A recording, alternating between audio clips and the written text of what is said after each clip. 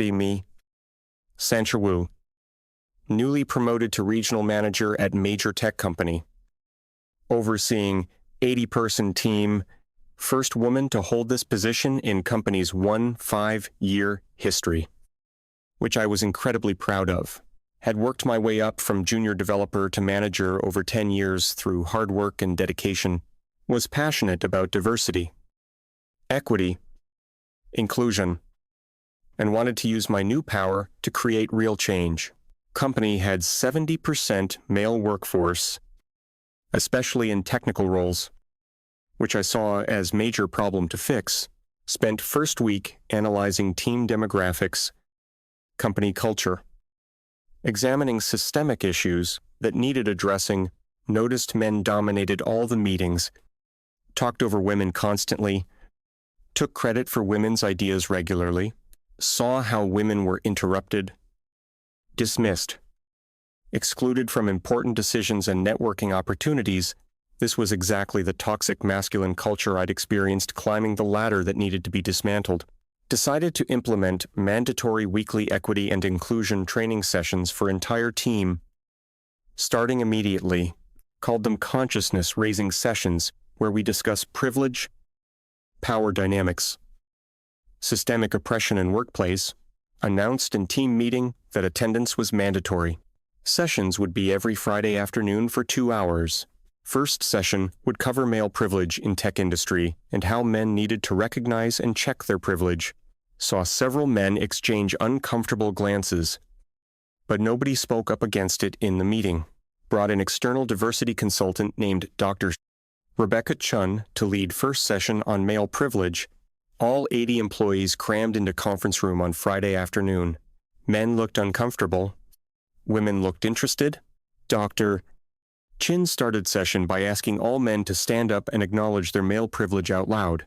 On Ebi 1, men had to stand and say, "I acknowledge I have male privilege in this workplace and society." Could see many men were deeply uncomfortable with this, but they complied because it was mandatory. Then Dr. Chin had men list ways their male privilege had given them unfair advantages in their careers. One man named David said, "Honestly, I don't think my gender gave me advantages. I worked hard for my position." Dr. Chun immediately said, "That's exactly what someone with privilege would say. Denying privilege is part of privilege." Room got very tense. David looked frustrated, but didn't push back further against the diversity consultant. Next exercise had all men write apology letters to women in company for ways they'd perpetuated patriarchy. Even if they couldn't think of specific incidents, they had to apologize for benefiting from sexist system. Several men looked genuinely upset by this, but they did it because refusing would mean insubordination. Session ended with Dr. Chin assigning homework. Men had to journal daily about their privilege and share next week. After session ended, several men came to my office looking uncomfortable and wanting to discuss what happened.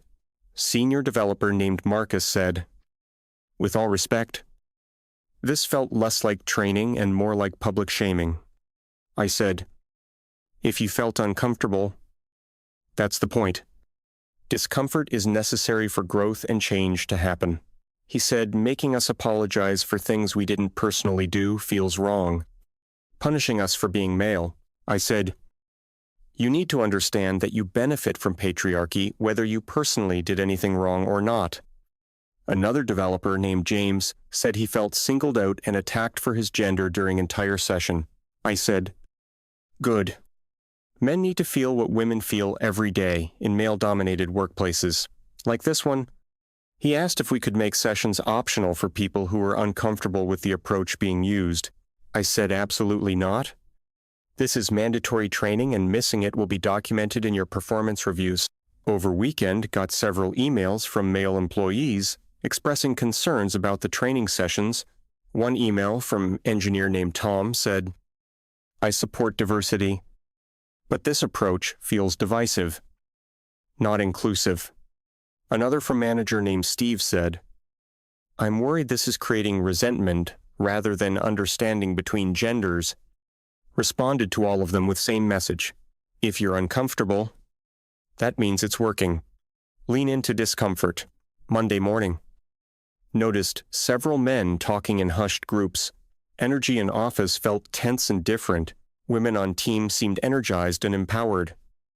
Finally feeling like someone was addressing the issues they faced, but men seemed demoralized, defensive, like they were walking on eggshells around female colleagues. Now, second Friday session was about toxic masculinity and how men needed to unlearn harmful masculine behaviors. Dr. Chun had prepared presentation about how traditional masculinity was harmful to everyone, including men themselves. Went through list of toxic masculine traits: competitiveness, emotional suppression, aggression, dominance, stoicism. Asked men to identify which toxic masculine traits they exhibited and how they would commit to changing them. Senior architect named Robert raised hand and said, "I don't think competitiveness is inherently toxic or harmful. In fact, healthy competition has driven a lot of innovation and success in this company over the years." Dr. Chun said, "That's defensive reaction. You're protecting toxic masculinity because you've internalized it so deeply." Robert looked frustrated and said, "I'm not being defensive. I'm disagreeing with premise that competition is toxic." I stepped in and said, "Robert, this kind of pushback is exactly why we need these sessions in first place. You're demonstrating right now the fragility and defensiveness that comes from masculine socialization."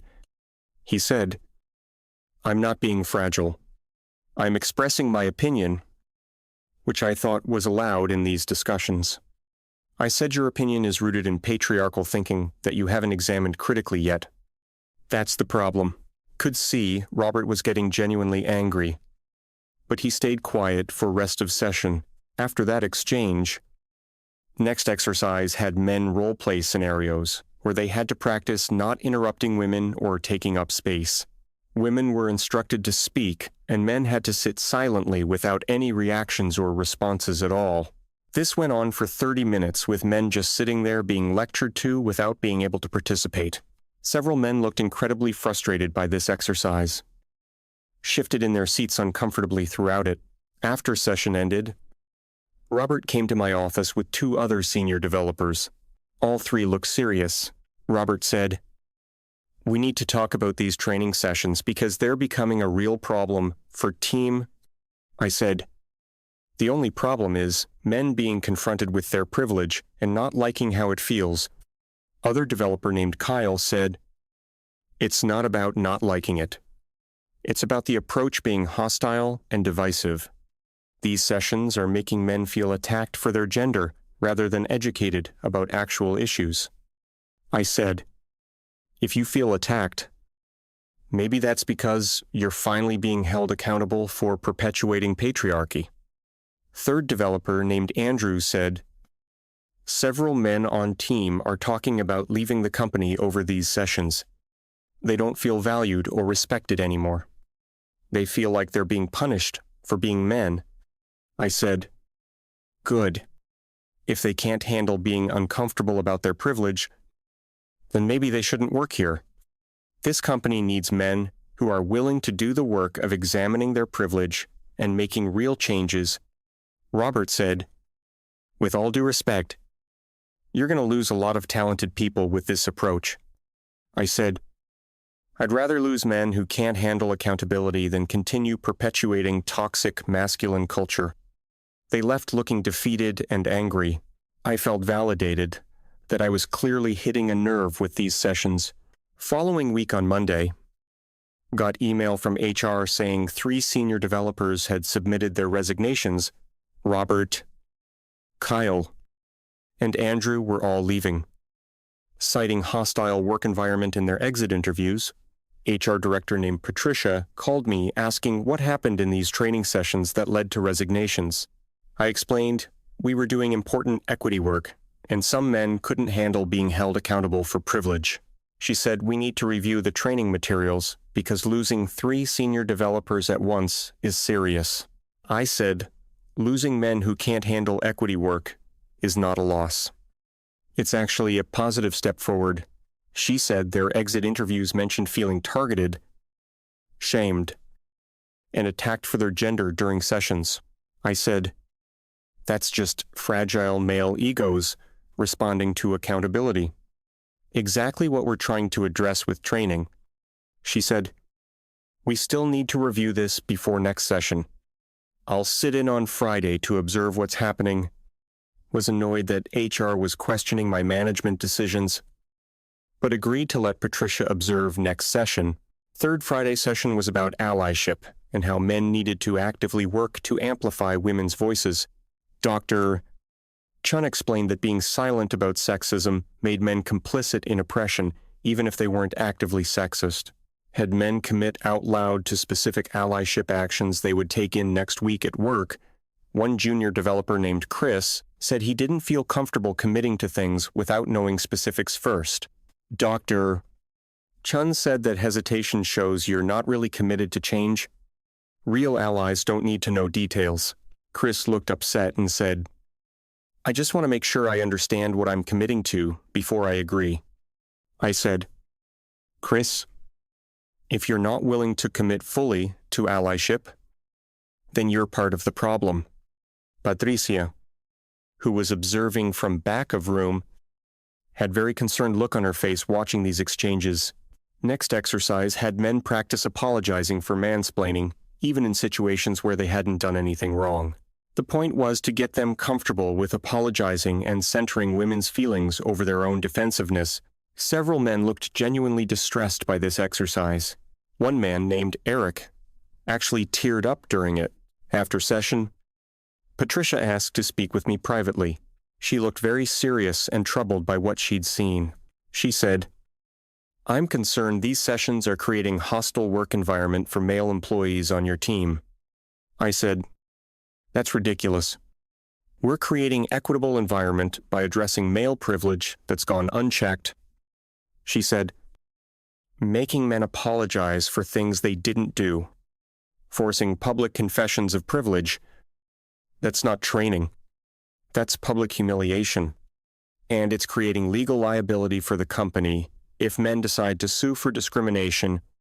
I said discrimination against men isn't a real thing. You can't discriminate against the privileged majority group. She said legally you absolutely can create hostile work environment for any protected class, including men, and what I observed today looked like potential hostile work environment based on gender, which is illegal. I was furious that HR was undermining my equity work. Said, I can't believe you're protecting fragile male egos. She said, I'm protecting the company from lawsuits and protecting employees from what looks like discriminatory treatment. These sessions need to stop immediately until we can review them with legal team and revise the approach.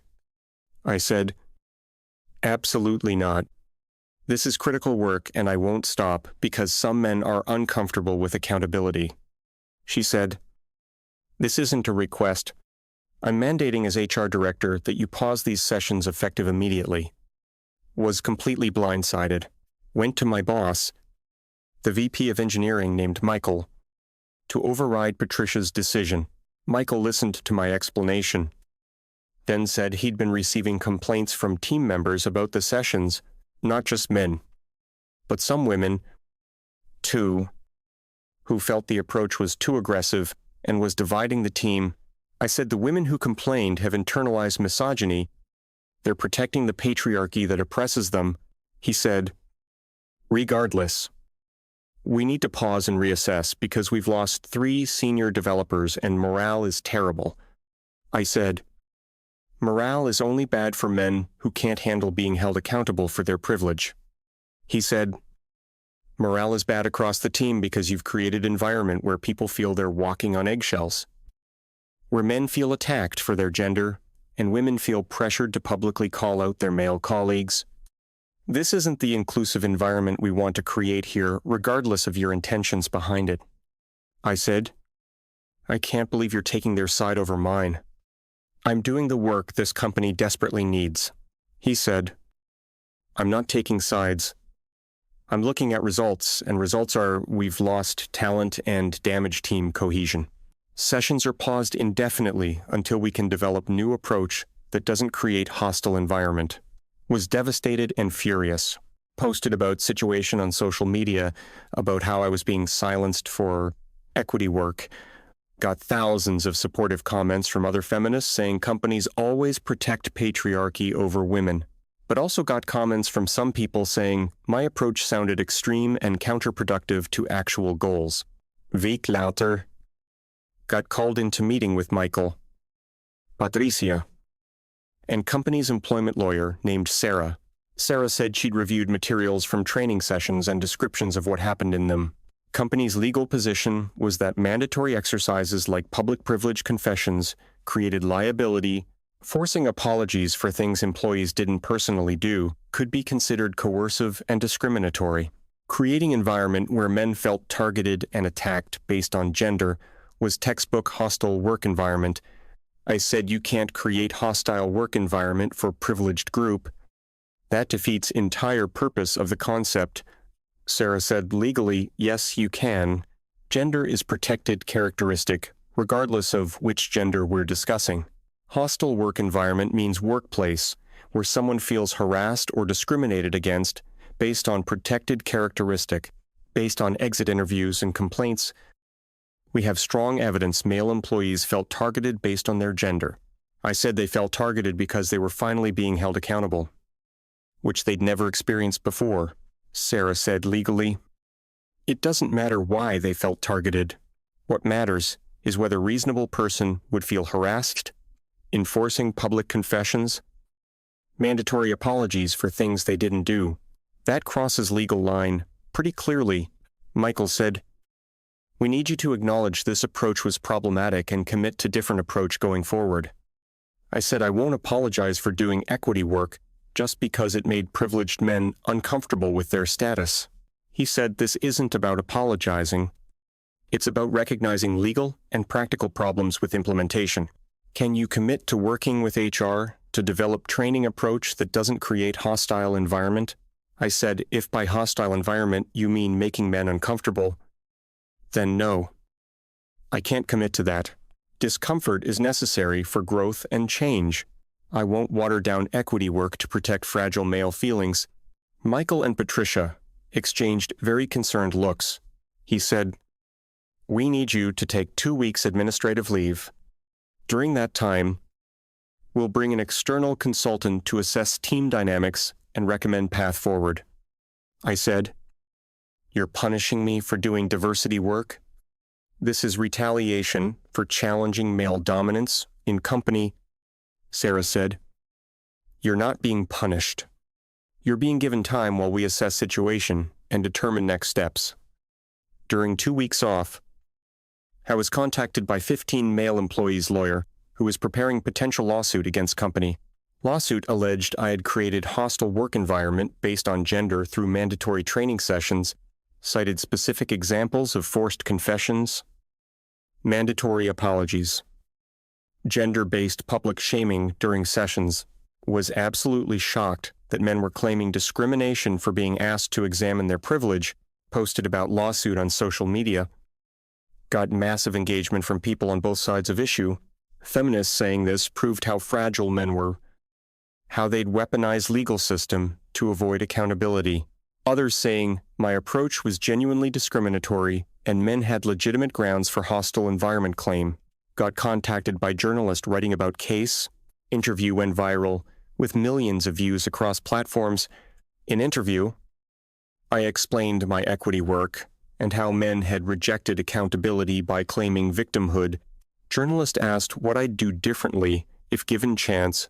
I said nothing because approach was necessary and correct. After interview aired, got contacted by company lawyers saying I'd violated confidentiality agreements by discussing case. I was officially terminated 2 days later for violating company policy and creating ongoing legal liability. Termination letter cited hostile work environment complaints, legal threats, and public statements about ongoing legal matter. Was completely devastated. Felt I'd been punished for trying to create equitable workplace and hold men accountable.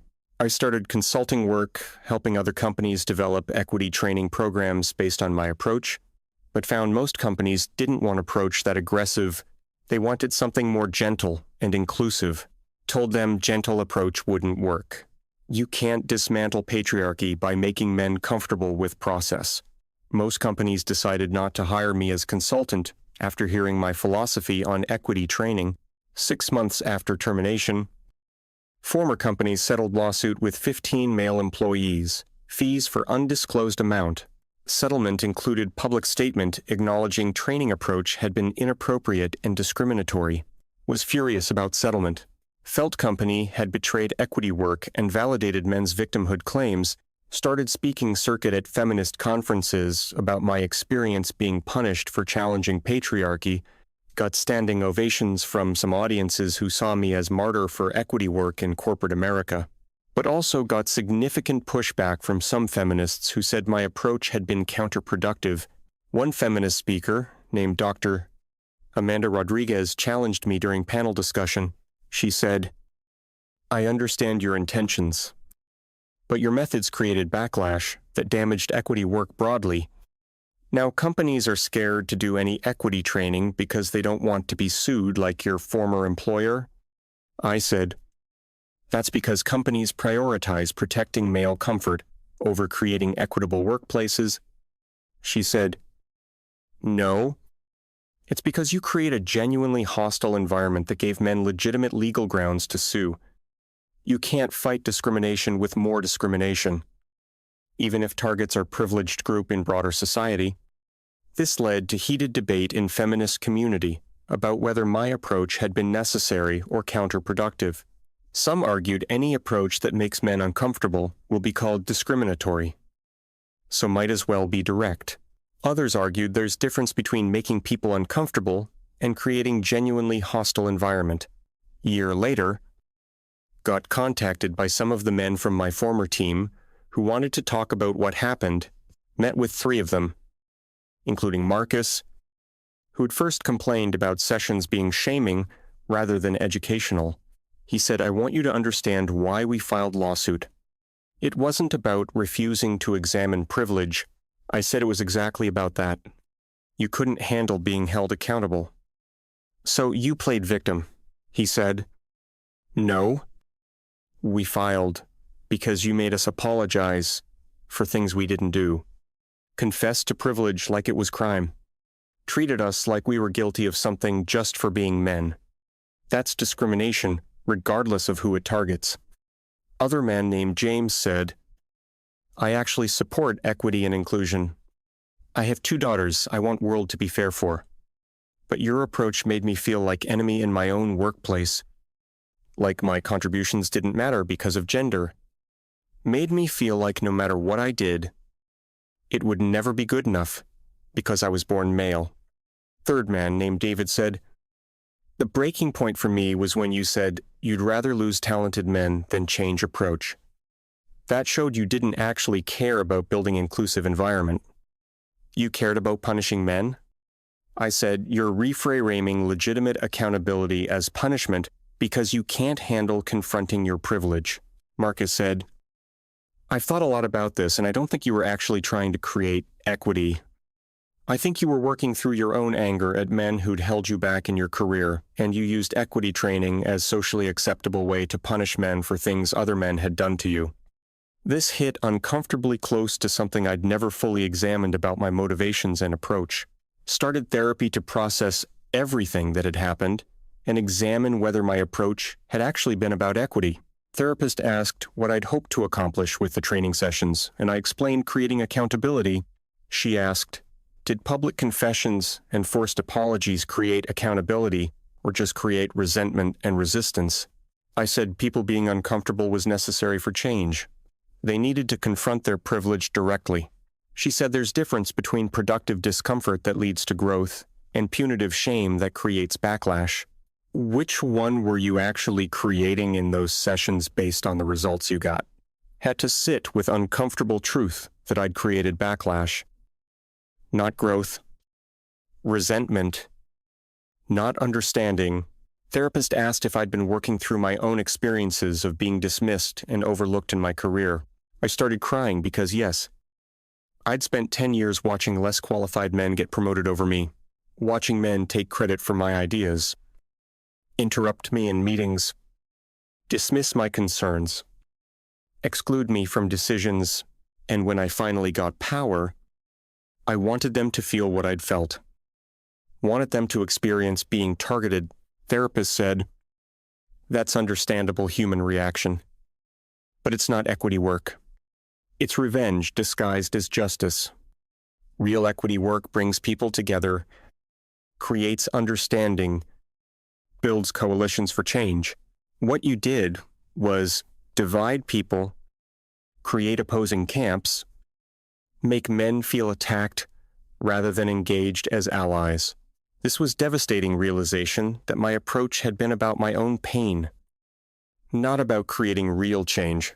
Started reaching out to some of men from my former team to apologize for approach I'd taken.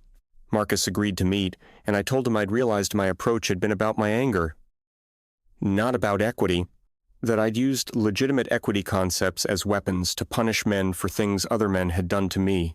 He said, "I appreciate you saying that. Took courage to examine your own motivations and admit you were wrong." Asked him what approach would have worked better to address real equity issues that existed in workplace. He said, "Honestly, just treating us like allies, not enemies, would have been a huge first step forward. Acknowledging that most men want fairness and equity, but might need education. Not condemnation, creating space for questions and mistakes without immediately labeling every misstep as proof of bad intent." Another man named Kyle, who I reached out to, said, "The irony was, I actually learned a lot about equity from sessions, not from the content itself, but from experiencing what it felt like to be judged solely based on group identity, to have my individual actions and beliefs dismissed because of demographic characteristics I didn't choose, to feel like nothing I did mattered because I'd always be seen as oppressor based on my gender. That experience made me much more empathetic to what marginalized groups face, just not in way you intended. Started consulting with equity professionals about what effective training actually looks like in practice. Found that best programs focused on shared values, building understanding, creating allies, not enemies, acknowledged that discomfort was part of growth, but distinguished between productive discomfort and punitive shame, created space for questions and mistakes while still maintaining accountability for harmful actions, treated people as individuals with capacity to learn rather than representatives of oppressor groups, began developing new approach to equity training based on what I'd learned from failure of my previous methods, called it restorative equity, focusing on healing and building rather than punishment and tearing down. Some feminist activists criticize this as too soft, as capitulating to male fragility and protecting their comfort. Others recognize it as a more effective approach that actually created change rather than just created backlash. 2 years after being fired, got contacted by a different company wanting to pilot my new equity training approach, was nervous, but excited to test whether this different methodology would actually create positive results.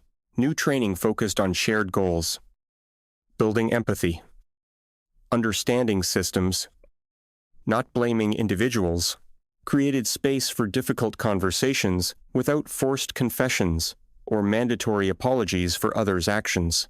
Results were dramatically different. People engaged honestly, shared experiences, built understanding across groups. Men didn't feel attacked, so they could actually hear and process information about systemic inequities. Women felt heard and validated without needing to frame men as enemies, to have their experiences recognized. Company reported improved team cohesion, better communication, increased awareness of equity issues. Most importantly, no lawsuits, no mass resignations, no creating more problems than solving. Started getting more consulting requests from companies wanting equity training that actually worked. Was featured an article about effective approaches to equity work.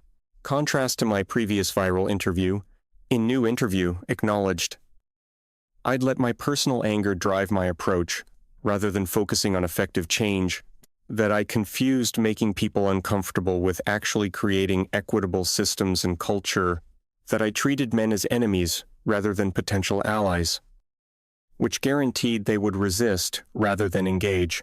Article went viral. But response was very different. More nuanced discussion about effective versus performative equity work. Former colleagues from disastrous training sessions reached out, saying they appreciated my growth and accountability. One said, "It takes real courage to publicly admit you were wrong and to change your approach so dramatically." Started speaking at conferences again, but with completely different message about what equity work requires. No longer advocated for public shaming and forced confessions as necessary tools for dismantling privilege. Instead, talked about building coalitions, creating understanding, treating people as individuals, not group representatives. Some activists said, I'd sold out, had been captured by patriarchy, was now protecting male comfort over equity. Others said I'd matured in my understanding and was now doing actually effective work rather than performative activism.